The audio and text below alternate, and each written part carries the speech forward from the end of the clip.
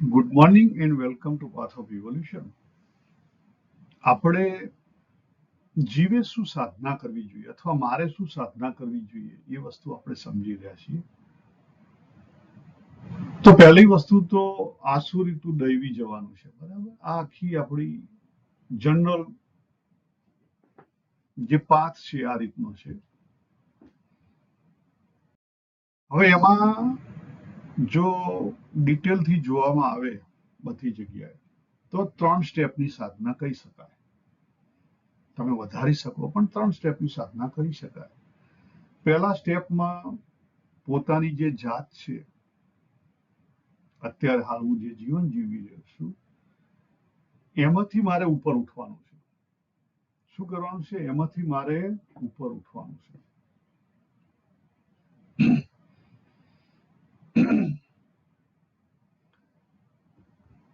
તો એમાંથી ઉપર કેવી રીતે ઉઠી શકાય? વધારે પડતો તમોગુણ હોય તો રજોગુણમાં જો, રજોગુણ અને વધારે પડતો રજોગુણ હોય તો પછી સત્વ એડ કરો. તમોગુણનો સ્વભાવ શું છે?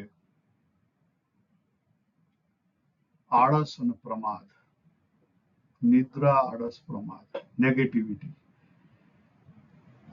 અગતિ, અક્રિયતા, આ તમોગુણનો સ્વભાવ છે. અને એનાથી વિરુદ્ધ રજોગુણનો સ્વભાવ છે. ગતિ એ રજોગુણનો સ્વભાવ છે. પણ એ ગતિ કેવી છે? આંધળી ગતિ છે. તમોગુણ વાળો ચાલવા તૈયાર નથી, રજોગુણ વાળો ઉભો રહેવા તૈયાર નથી.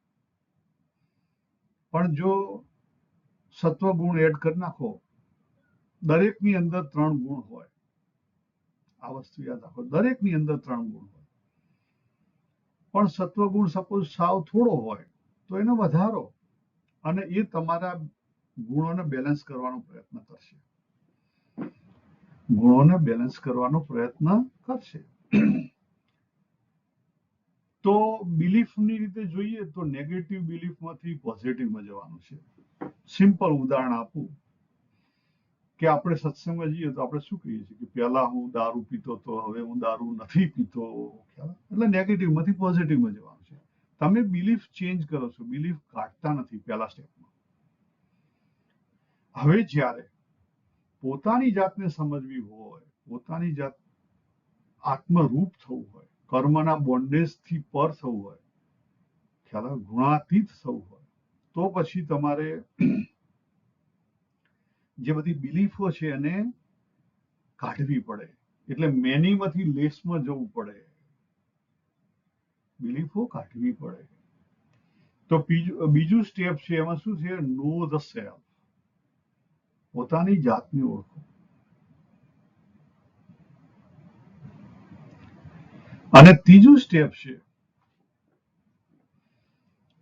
કે પોતાની જાત ઓળખ્યા પછી જગતને ઓળખો. જગત ઓળખાશે તો ભગવાન ઓળખાશે, પણ જગત પહેલું નહીં ઓળખાય. પહેલું કદીએ જગત નહીં ઓળખાય. સીધે સીધું તમે એમ કહો કે મને જગત ઓળખાય, ના ઓળખાય. સીધે સીધું તમે એમ કહેતા હોય કે મને જગત ઓળખાય તો નહીં ઓળખાય. પહેલી જાત ઓળખવી પડે, પછી જગત ઓળખાય. એટલે આ 3 સ્ટેપની સાધના છે. બીજું એક આ પિક્ચર છે કે બાબુ જો logical mind, emotional mind, upper subconscious mind, lower subconscious mind નો જીવ.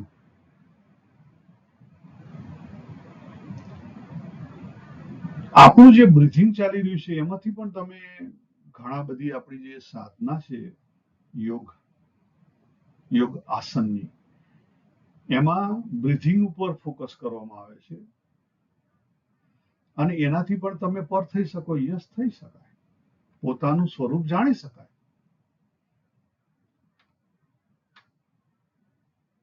પછી આપણી આઈએમનેસ છે એને ચક્રોથી શક્તિને ઉપર લઈ જઈ ઇંગલા અને પિંગલા બંનેને હાર્મોનાઇઝ કરી અને તમે ઉપર નીચે જઈ શકો. એન્ડ ઓફ ધ ડે આપણે ઇન્ડિવિડ્યુઅલ માંથી કૂદકો મારી અને સમષ્ટિમાં જવાનું છે. તો અત્યારે સમષ્ટિમાં નથી, સમષ્ટિમાં છીએ પણ સમષ્ટિ ભાવ નથી. સમષ્ટિમાં તો છીએ પણ સમષ્ટિ ભાવ નથી. બે રસ્તા છે. તમારે કૂદકો મારવો હોય તો બે રસ્તા છે. જો અહીંયા જે માથું અને પેલું બતાવેલું છે ધડ, કાં તમે ઉપરથી કૂદકો મારો, એ આપણા યોગનો રસ્તો છે. જેને કરવું છે, જે કરવાથી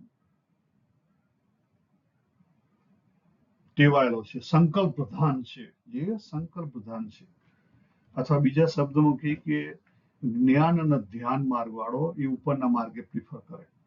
આપણો જો સ્વભાવ હોય એ પ્રમાણે આપણે જતા હોઈએ છીએ. અને બીજો છે ભક્તિ અને કર્મ વાળો, એ સાચા અર્થમાં નીચેના માર્ગેથી નીકળી જાય. નીચેના માર્ગથી પણ તમે જઈ શકો, કૂદકો મારી શકો, નો પ્રોબ્લેમ. તમે ભગવાનની પૂર્ણ શરણાગતિ સ્વીકારી લો તો પછી તમારે જે ધ્યાન અને જ્ઞાનની અંદર જે બધા વાયુને ભેગા કરવાના છે એ કરવાની જરૂર ના પડે. એટલે ભગવાન એક છે, એને પામવાના અનેક રસ્તા છે. ડરશો નહીં.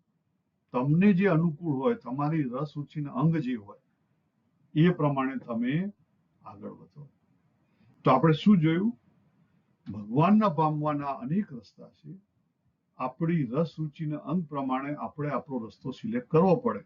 પણ સાધનાની અંદર 3 સ્ટેપ આવશે અગત્યના. એ 3 સ્ટેપ ગમે તે રસ્તો પકડો, તમારે પૂર્ણ કરવા પડશે. એક રીતે કા બીજી રીતે. આપણે અહીંયા પૂરું કરીએ. સર્વેને જય શ્રી